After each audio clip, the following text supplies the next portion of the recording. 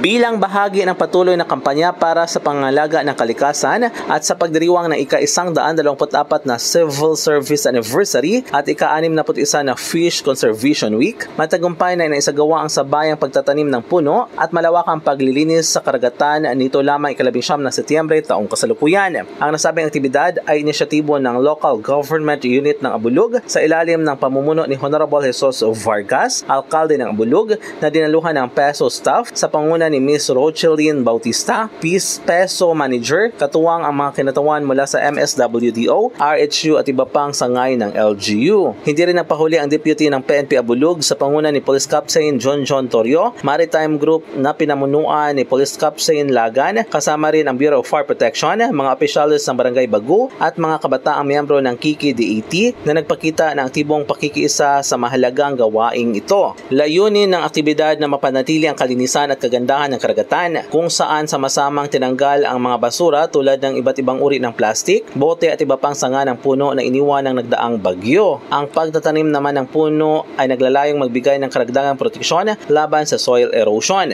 Ang nasabing aktibidad ay hindi lamang nagdulot ng isang malinis at kaaya-ayang kapaligiran, kundi naging mahalagang hakbang din upang maipalaganap ang kaalaman at malasakit ng komunidad sa pangalaga ng kalikasan. At ito ay naging isang konkretong hakbang upang ipakita ng mga kabataan at sa susunod na henerasyon na ang kalikasan ay dapat pangalagaan at mahalin. Ang determinasyon at dedikasyon ng mga lumahok ay nagsilbing inspirasyon at magandang halimbawa sa buong komunidad. Naglalayong patuloy na magsagawa ng mga ganitong aktibidad sa hinaharap. Mula dito sa Cagayan, M. J. de la Cruz para sa Radyo Alternatibo, Balita Nationwide.